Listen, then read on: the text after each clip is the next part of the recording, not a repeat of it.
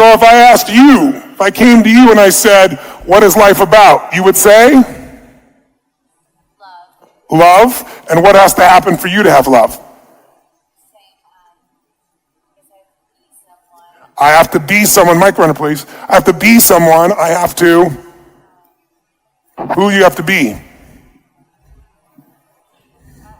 Same thing. I feel like I have to be perfect. Yes. I just want you to know her sister was right across from her. I saw her eyes, and you could just see her processing the same things. You have to be perfect in what way? I feel like I have negative self-talk, and I feel that I'm always trying to please everybody. How well does it work? People that I know, people that I don't know. People you know and even people you don't know you can please. People that I know and people that I don't know. And how well is that working? Oh, it's awful. I don't even know what people are thinking, so how can I even please them? But you're constantly wondering what they're thinking, aren't you? Exactly. Yes. Are you wondering what he's thinking? I don't think he's thinking, right? You don't think he's thinking? No, but I'm constantly thinking about what other people are thinking, Say again? I'm constantly wondering, what people are thinking, and I'm wondering if and they don't even know me. I don't know them. I don't know if they're thinking if I'm ugly, if I'm, anything. So and I'm always thinking, how can I adjust myself in order to please them? But how can I please them when I don't even know what they're thinking and they're not thinking anything about me? And what if you aren't even that significant to them, they don't even notice you? That's what I am. And I have to, remind when I go to, local Starbucks that nobody knows me, but it's all that negative self-talk that I feel like it's on my own, perceptions. Whose love did you crave? My mom. And who did you have to be for your mom? I had to be perfect. I had to be perfect. Exactly what. Yeah. And what did perfect look like for your mom? I couldn't really show my emotions. You're female and you're not going to show your emotions. That'll work really well. Okay. I'll just give you an example. When I want to post something on Facebook, my mom will reach out to me and say, "You need to take that down. It's too political." How old are you? I'm 29. I see. And so your mom is still monitoring your Facebook entries. She's still monitoring my Facebook. Both these mothers right now, listen to me. Fathers, listen to me. Out of your desire to have those you love have a better life than you often give them ideals. What is an ideal? It's different than a standard. Standard, you have a high standard, you call yourself to a standard. An ideal is someone else gives it to you and you link life and death to it. If you don't do it, you don't feel like you're enough. Ideals use you. You're not using the ideal. Many of us would die for ideals because we were taught them by other people at such an early age that we think this is what we believe because we do believe it. It's just not true. And one of the things we got to uncover to let go, to actually truly have freedom, we have to uncover what's making us suffer. Both of these women are suffering. How many see it? If you do, say I. And it's so easy to see in them, isn't it? Who else would never use such a horrible word such as suffering, but you consistently feel frustration that you aren't yet where you should be in your life, in your relationship or your business or your career or your economics or your body, or you fear you'll never get there no matter how hard you work, or you worry, or you feel alone, or you feel like it's all your responsibility. Those are all forms of suffering. How many know what I'm talking about here? How many feel these feelings regularly? Let me see your hands. Today, we want to end this. Who's up for ending suffering today? Say I. Say I. Say I. Then the first step we've got to make is we got to take the invisible and make it visible so we can see its insanity. The first step is awareness. We're going to look at the first step, and we're not going to run the second, third, and fourth because we got to get what the consequences are, what the impact is. Because most of us know it intellectually, but we've never brought it to a point where our brain says, no more. Who here has had something in your life where you kept trying to change it, and you fell back and pissed at yourself about not following through, and you said you're going to do it again, and you got your energy up, and then you didn't do it again, and you were so mad until one day your brain went, not another day, not another hour, not another moment. This is changing now, and you changed it. Who's done this before? Say I. Say I. Who here has ever stayed in a relationship way too long? Say I. How many of you knew it was the wrong relationship and you were still there? Let me see your hand. Say I. Why the did you stay? An ideal. I'm not a quitter. I'm not a loser. I'm not going to be one of those. I'm not going to go through a divorce. You gave more value to the ideal. You gave more value to the ship than the relations, to the institution than the people. Your fear. What if I'm alone? What if alone's worse than being with this asshole? Or maybe it's all me. You questioned everything enough until you did nothing. How many, though, hit a day where you went, not another hour, not another day, this is in, and you made the change in that relationship? Who's done this before? Say, I. This week is about decisions. The only thing that changes our life is decisions. It's not our conditions, it's our decisions. And the problem is many of us have been living with suffering, and we would never call it because we're achievers. And because we think of suffering as some weak person. We think of suffering as somebody who gives up. Suffering is living any state that's not beautiful states regularly in your life. In order to do it, we got to get rid of the rule that makes us suffer, because listen to me now. Suffering is not in the fact. It's in your perception of the fact. Suffering is not in the fact. It's your perception of the fact. If you said to me, I'm crying, I'm suffering because my mother died, I certainly have compassion for you, but what you said is not true. You're not suffering because your mother died. You're suffering because you think she shouldn't have. You're suffering because the meaning is you think you can never be with her again. You can never communicate with her. Are there people that have lost a loved one and they're really in a great, beautiful state? Yes or no? They think they're in a better place. They have a different meaning. They think that was God's choice. You can't keep somebody here longer than they're supposed to be. They think their spirit is still with me. They have a different meaning.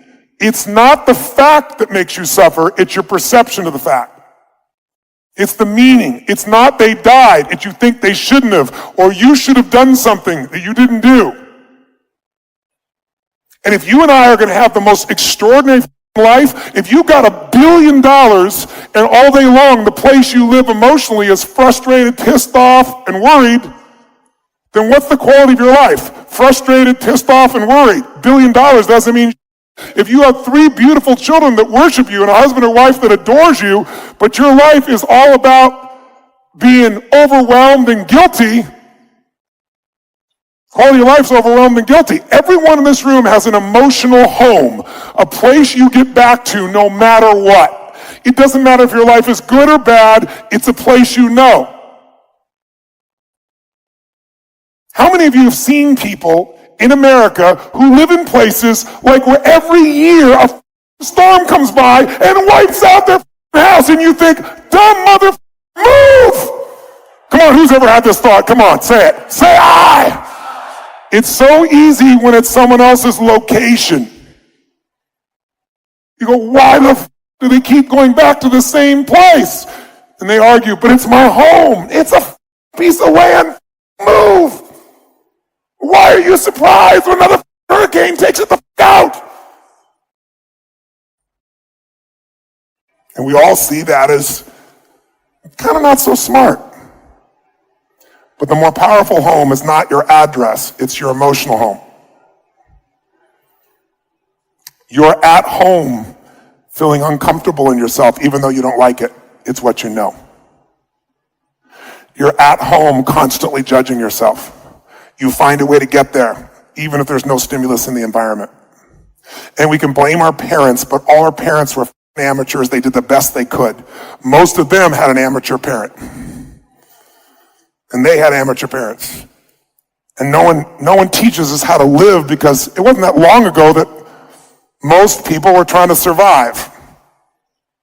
Today we have this incredible ability that we can come here for 6 days, even if it's incredibly hard, even if it's incredibly expensive for your time and your energy and travel. To have 6 days to work on you is a pretty amazing privilege, isn't it?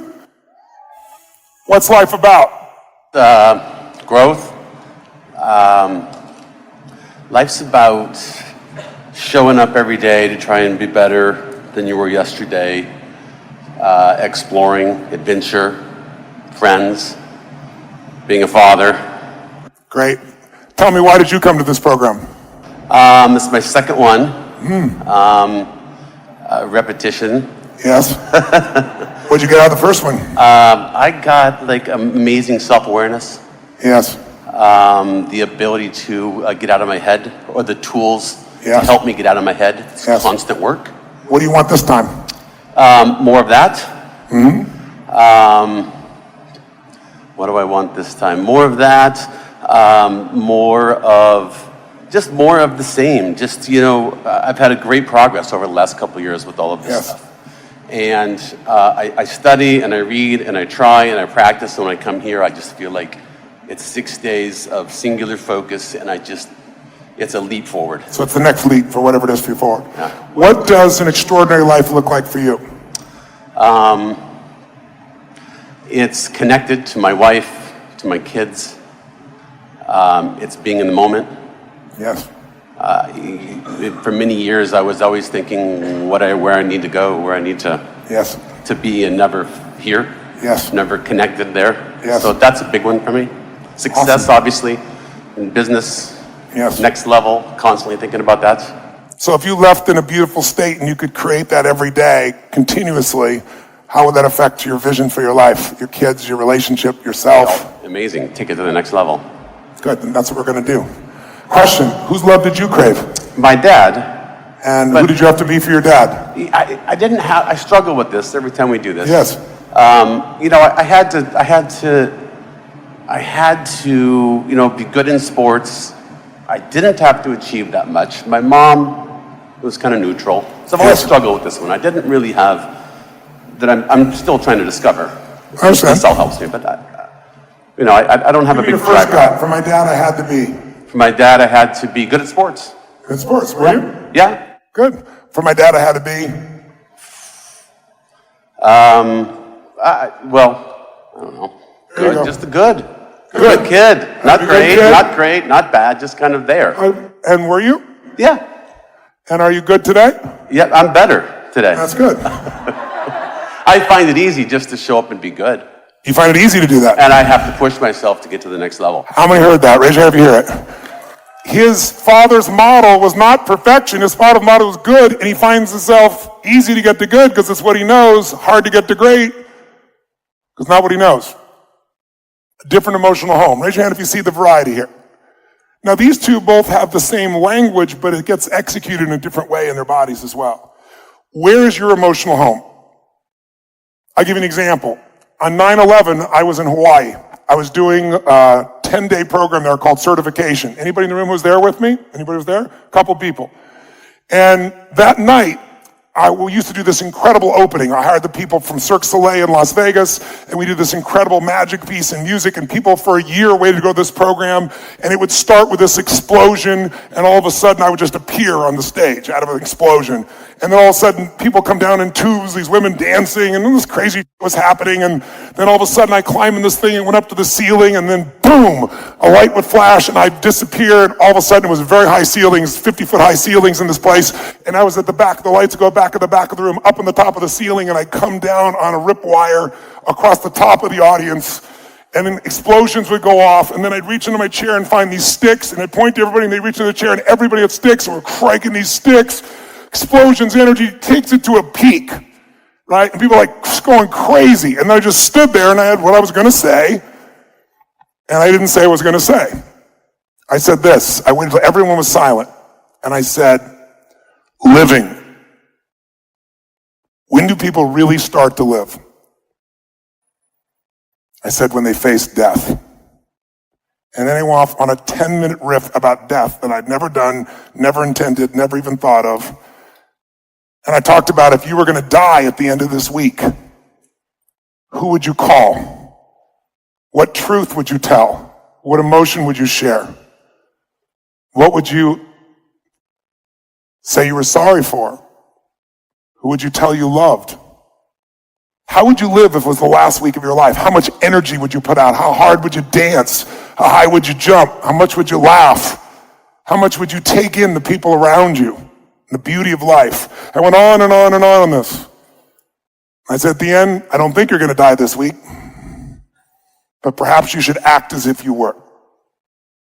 We went to bed that night, and at 2 o'clock in the morning, 2:30 in the morning our time, the first towers hit. At 3 a.m., the towers came down. I'd just gone to sleep. My staff came to wake me up. And then all hell broke loose because we had people in that room from 38 different countries. We were translating 5 or 6 languages. We had every religion, every background, every nation basically represented in that room. And it was total pandemonium. Some people were actually uncontrollably in agony, crying out of control. There were tons of people who had worked in the World Trade Center and they would have been dead if they'd been at work that day. They were at the seminar instead, but all their friends were there. Or family members. If you recall, you couldn't get on a plane and all communication was cut. So everyone was living in uncertainty. There were people that were celebrating it as a victory, and then other people that were fighting, trying to beat the hell out of each other. Because some were saying it's celebration and some were saying it was the end times. Some people were comforting others. Some people were crying out of control. Some people were angry. Some people were celebrating. Every emotion you could imagine was in that environment. And no one wanted to come to class, and everybody told me we were going to cancel class. I said, F that. The day's theme was emotional mastery. I said, you get everybody in that room. And we got everybody in the room, and I got up, and I said, look, every one of us in this room is having different emotions here. And by the way, the Australians, we had a ropes course, and every morning a different team would go out there. The Australians were doing the ropes course, and the Americans were going crazy, how disrespectful they are, out there cheering and chanting when 3,500 people just died in America. And their thing was, like this happens everywhere all over the world. Why should we feel like shit? And they had the hotel management out there and fights breaking out.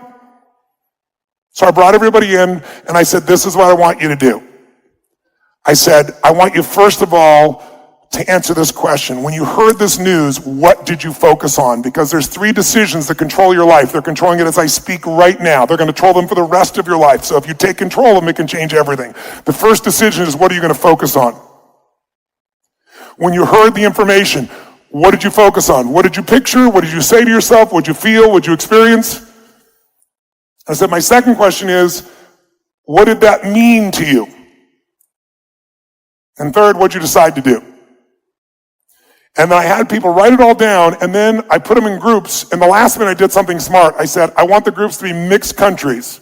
Not all Americans, not all people from Singapore, China. Mix them up, and men and women. And then I went around the room, and I got the greatest education of my life. Because I went around the room, what emotions do you think I heard in that room? What emotions? Which emotions? Every emotion you could imagine. And people had it with such intensity. There was this one woman, she had this thick accent, and she was, I hate this, this is miserable, this is horrible. She was spitting because she was talking so intensely, and there's so much rage coming out of her. But her accent didn't sound like she'd been in the United States very long. So I said, how long have you lived in the United States? She said, I don't live in the United States. I said, well, do you have family here? She said, no. I said, do you have like friends in New York? She said, no. I said, so you're not from America, you know no one in America, you know anybody from New York. What are you so angry about? She goes, it's just wrong, it's wrong. And she went crazy. And I looked at her and I said, you're always angry, aren't you? And she went, no. I'll never forget. She was unnerved by it. I said, come on, it's just you and me. You kind of like being angry. And she looked at me and said, I don't like being angry. I said, honestly, how often are you angry? Would it be fair to say you're angry every day? Maybe. I said, what is anger? And she looked at me for a moment. I'll never forget. Her face went up. She goes, it feels like jet fuel. Anger makes you feel certainty. Anger makes you feel significant. The two needs most people, unfortunately, have at the top of their list. And it doesn't take anything. You don't have to do anything good. You don't have to take any risks. All you have to do is get pissed. There's another woman in the same group who was feeling so unbelievably guilty. She said, I felt so guilty. She's sharing the group. I pictured the plane blowing up. And then the next thing I focused on is it means I'm not there. There are people I could have helped as a nurse, and I'm not there. I'm trapped on this island. People are going to die because I'm not there. It's my fault. And she's beating herself up over and over and over again. And I said to her, I said, how often do you feel guilty? And she heard what I said to the other woman, and she said, I said, are you guilty every day? Yeah. You find something to be guilty about every day? As I went around the room, guess what I figured out? Everybody has an emotional home, and they use whatever happens in the environment to go there. Whether it's good or bad, they find a way. So perhaps it's time to move. Perhaps it's time, if your home is not what you want, if it's the ghetto emotionally, perhaps we should move. If it is really nice, perhaps it's time to upgrade. Why settle? And by the way, one woman raised her hand, I'll never forget, and her face just looked drenched. She'd been crying for hours. And she shared, she said, I just want you to know that last night when you got up and talked about death, she said, I realized at the end that my boyfriend asked me to marry him, and I told him no, because my previous boyfriend was kidnapped and killed. I just wasn't ready. And he said, if you go to that seminar and you tell me no, it's over. And she said, I said to him, then it's over. If you're going to threaten me, I'm going anyway. And she goes, when you said, who would you call? Who do you love? What would you express? She said, I realized I need to call him. She said, but it was the middle of the night, so I called him, left a message at his office in New York at the top of the World Trade Center. And she said, I told him I love him and that I want to marry him and I can't wait to be back with him and please forgive me. And she starts bawling uncontrollably again.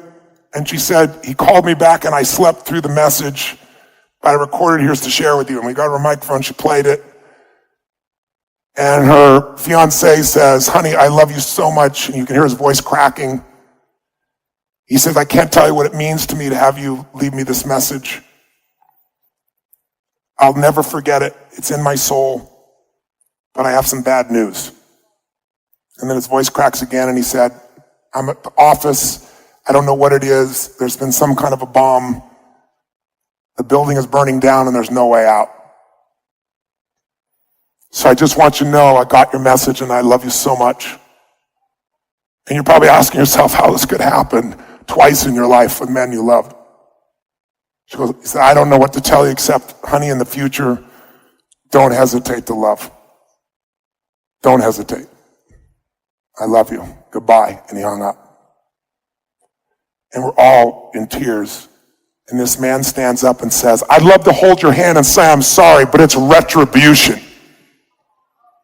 True story. And a war was about to break out. And this man says, listen, he told people earlier the day, he'd been trained in an Al-Qaeda camp. His dad got him out, sent him to Berkeley, which some people think is like an Al-Qaeda camp, actually. And he says, true story, his only regret is he wasn't one of the actual people on that plane flying it into the building. So he rose up, and an Israeli man got up who had friends who died that day because he worked in the World Trade Center. He didn't know who lived or died, but he knew a bunch of them obviously died.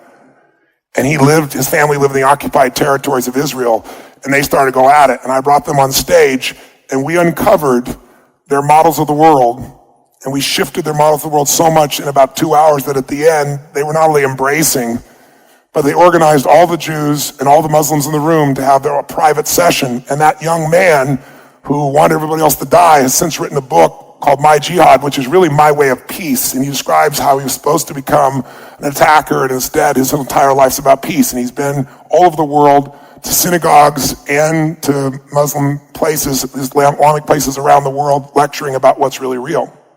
So I tell you this because everybody goes to their home. Where is your home? Where do you go most often?